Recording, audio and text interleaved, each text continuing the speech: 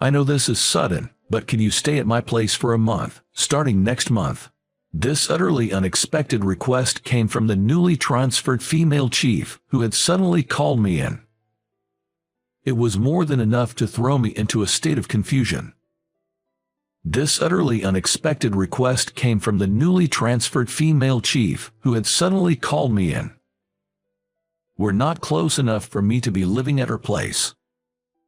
Excuse me. While I was taken aback, the chief blushed, fidgeting in embarrassment. Through this request from the chief, my life was about to take a significant turn. My name is Thomas Mason. I'm 32 years old and work at an elderly care facility. I've always loved interacting with older folks since I was a kid, being quite the granny's boy, so caregiving is the perfect job for me. However, the caregiving staff at work are mostly women in their 50s and 60s, and there are only 2 men, me and the chief. That's why the chief and I often take on heavy lifting, and I was a little dissatisfied with the unfair division of work. But I can't voice such complaints to female staff. The chief, who was the only one I could rely on, has already passed the age of 65 and will retire. Once the chief retires, will I help everyone with their work? Well, until now, the work was finished because the chief helped me with the work. Such thoughts filled my mind, and I couldn't help but sigh. Then, the chief retired in no time, and a 35-year-old female chief was assigned from another department. My name is Kay Scott. Nice to meet you all. When she introduced herself to us, I felt that Miss Scott suddenly looked surprised when her eyes met mine, and quickly averted her gaze. Then, she continued with her greeting. What's going on? Does she know me? But I don't know her. I started working, with a little strange feeling. Unlike the previous chief, the new chief did not seem intimidated by the older staff in their 50s and 60s and was not shy about giving work instructions. Helen, one of the residents is calling you. Please attend to them. Jessica, you left meal assistants halfway to guide someone else to their room, didn't you? Please finish one task before moving on to the next. The new chief was brisk in her directives and closely observed the movements of the caregiving staff, giving necessary corrections.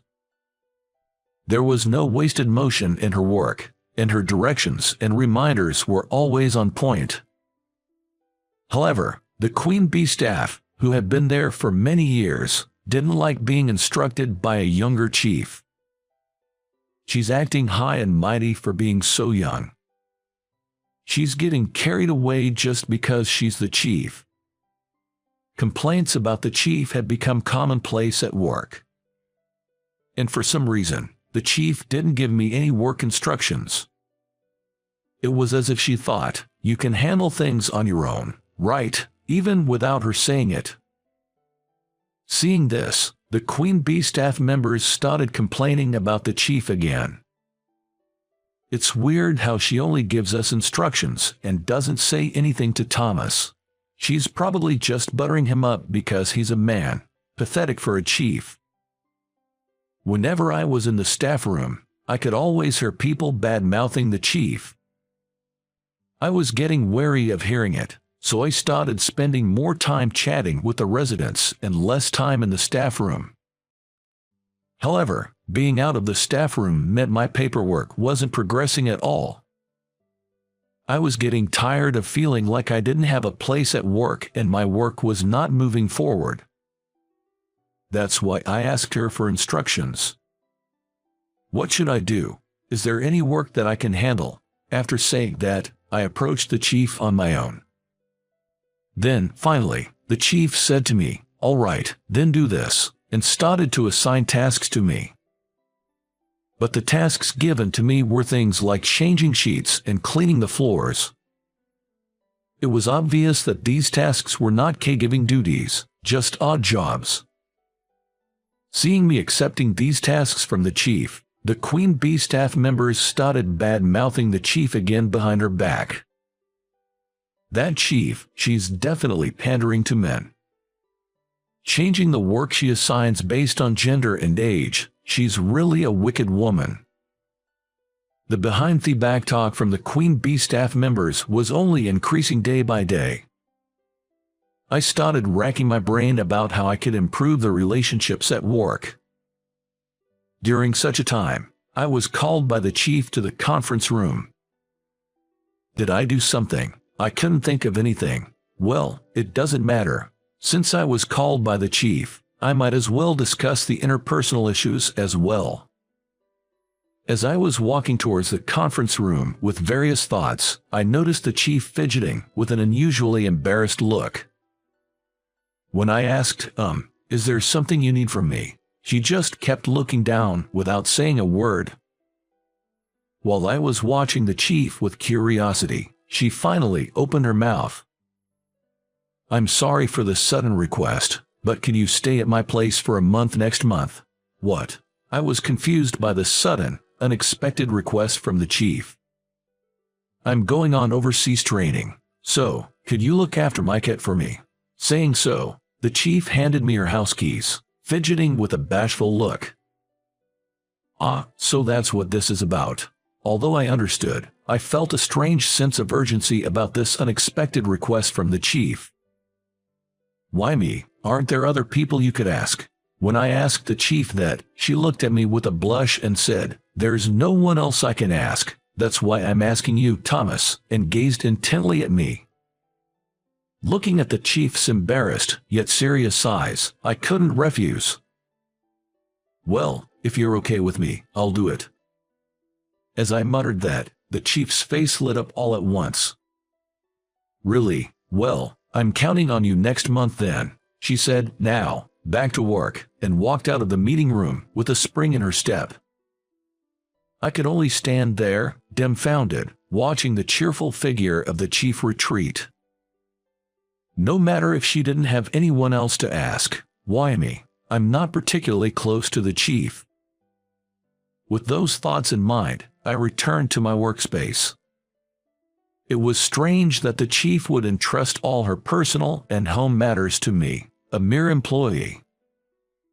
As I thought about various things, I felt strange about the chief's attitude and had a vague feeling.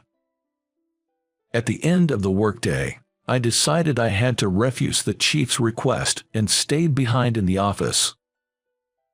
However, the chief was caught up in preparing for her overseas training. She was discussing the training with the office staff, receiving explanations about the flow of the day, meeting up with the translator, and so on. In our nursing home, there is an annual overseas training program for caregivers, nurses, and dietitians. They visit countries known for their advanced welfare systems, like Sweden, Denmark, and New Zealand, to observe and learn about their caregiving techniques in local hospitals and elderly homes. Usually, experienced employees attend to reflect on their usual caregiving tasks.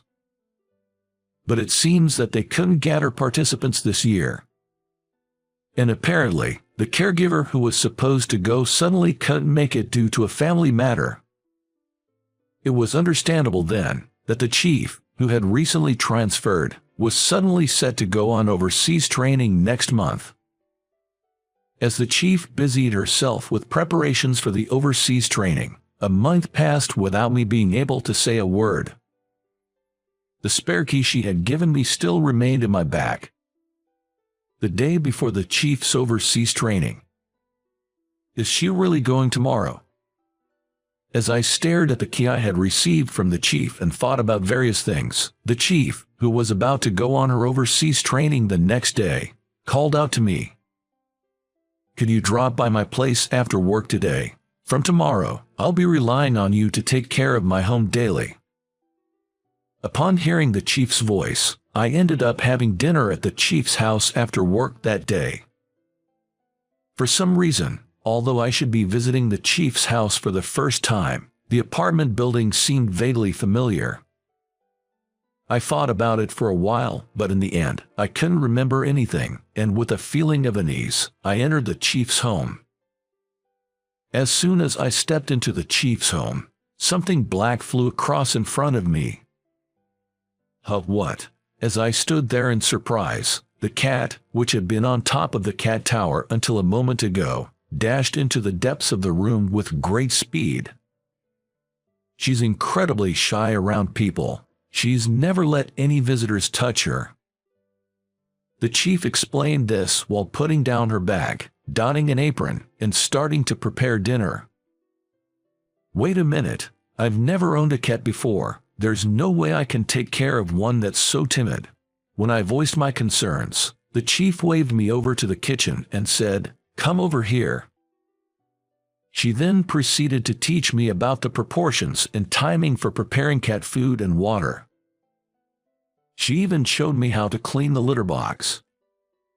But even if I understand how to take care of her, I don't think I'll be able to bond with her. When I voiced this concern with a sigh, the chief responded, "You don't have to force yourself to get along with her. Just make sure you feed her and take care of the litter box. That's all you need to do." I was overwhelmed by the chief and reluctantly said, "I understand. I learned only the basics of cat care from her." Then, the chief hastily cooked dinner for me and left early the next morning for an overseas training program. The next day, I continued with my regular work as usual. Today, as well, I was busy with work, and before I knew it, it was past the regular time. "Oh, no, I have to take care of the cat," I exclaimed and quickly stood up, hastily clocked out, and headed towards Chief's house. When I arrived at the house, a swift black figure dashed past me. Looking up, I saw a cat tower next to the front door, and from it, the cat jumped down and fled into the room. Is it okay to jump down from such a high place? If this continues, she'll eventually get hurt. Saying so, I went into the room to replenish the cat's food and clean the litter box. As I did this, the cat was watching me intently through a gap in the sliding door of the bedroom. Come to think of it, I hadn't asked the chief for the cat's name. I took the liberty of naming her Fluffy and tried to beckon her over, but the cat hissed in intimidation. I worried that this situation might be causing the kitty some stress. I said to her, "I'm going home now, make sure you eat your food," and left Chief's house. For about a week, I went over to Chief's place daily. The cat seemed to find it strange that I, a stranger, not its owner, was visiting the house every day to feed it and clean its litter box. Slowly, she started venturing out from behind the sliding door of the bedroom, tentatively sniffing my back. However, she would jolt and retreat back to the bedroom whenever I moved. Despite this, I felt like I was gradually closing the distance with the cat. In order not to startle her, I'd carefully place a treat in front of her, keeping my movements to a minimum. Then, even though she'd contemplate returning to the bedroom for a moment, she'd sniff at the treat and take a bite. With such persistent efforts, the cat started to come near me. She would sniff the hem of my clothes, back hunched in caution. She would surely bolt at an incredible speed if I made any sudden move. I was unable to move, frozen in place for several minutes. But today, I started work early at 7 a.m. and worked overtime. I ended up missing my lunch break and was famished. I desperately wanted to eat something, but I couldn't move.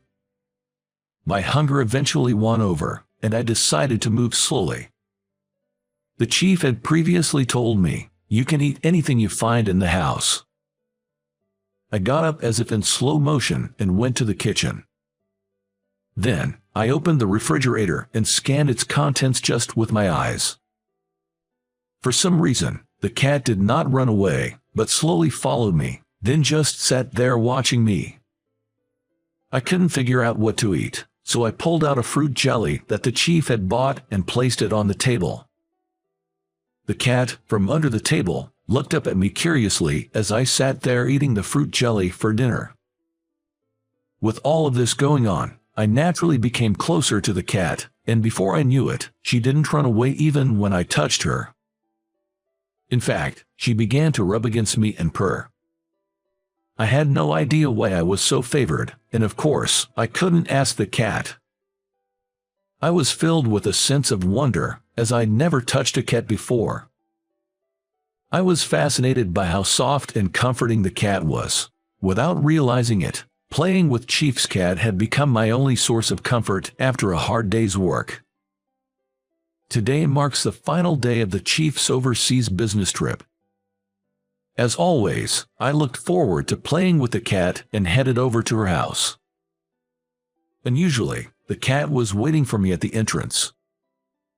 "Ah, a welcome party, thank you," I said to the cat, giving it a scratch. As I was doing so, I felt something odd on my hand. What's this? Was this here before?" I thought to myself, feeling the cat's belly once again, and there it was, a lump, small like a marble. I don't know anything about cats, but the thought of the cat being sick filled me with anxiety. In a panic, I looked for a 24/7 veterinary clinic and rushed there. To my surprise, the vet's eyes widened in shock. "This seems to be a skin tumor. At this size, it would be very difficult to find unless you're frequently touching and checking the cat's body. Good find," he said. With a reassuring smile, he continued, "Given the small size, we can likely remove it completely with immediate surgery. We'll have to look at the pathology report for certainty, but we should schedule the surgery as soon as possible." Despite being a popular clinic with a 1-month waiting list for surgeries, it turned out there had been a recent cancellation, so I could butt the surgery. I scheduled the surgery right there, and given my worry about the cat, I decided to stay at Chief's house for the night.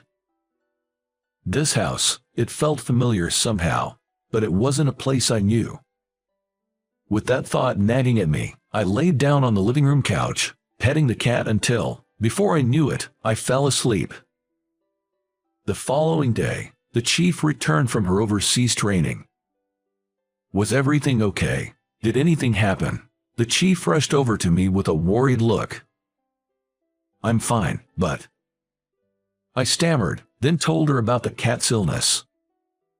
"What, you noticed that?" The Chief was surprised that the cat, who usually didn't let anyone else touch it, allowed me to pet it daily. After her overseas training, she returned to a whirlwind of preparing for a presentation at a meeting and arranging for the cat's surgery. The cat's surgery, which I was worried about, was a success. The results of the pathological examination revealed that it was a malignant tumor. However, because it was discovered early, the cancer was completely removed, and the possibility of metastasis was considered very low. When she finally had a moment of calm, she wanted to thank me again, and I was invited to her house. As soon as I arrived at her house, the cat, with its eyes shining, approached me with its tail up. Watching me and the cat, who kept rubbing up against me fervently, the Chief started to speak. "You've always been such a perfect gentleman, even back then. I can see why my sister and the cat chose you." I widened my eyes and asked, "What do you mean?" But as I looked at her face, I remembered something. I was always a bit more mature than my classmates in elementary school, partly due to my physical build. I know it might sound weird to say this, but I was a bit of a heartthrob and was quietly popular among the girls. In the 6th grade, I became an official couple with my first love, and our relationship lasted until middle school. Looking at us, her sister would watch us with an envious look, like "You guys are lucky." Could it be? "You're the sister of my first love." When I said that to the Chief, he laughed with a bright smile and said, "Did you just notice?" Then, she told me a story. After my first love and I broke up in middle school, her parents divorced. Her sister went to live with their mother, and the Chief went with their father. Their father passed away from cancer a few years ago. She hasn't been able to get in touch with her sister or her mother. Feeling left behind and lonely, Kay started keeping a cat a few years ago. This house is actually her childhood home, but it's changed a lot recently as the area has been developed into a new residential area. The apartment was also renovated, which is why I didn't recognize it.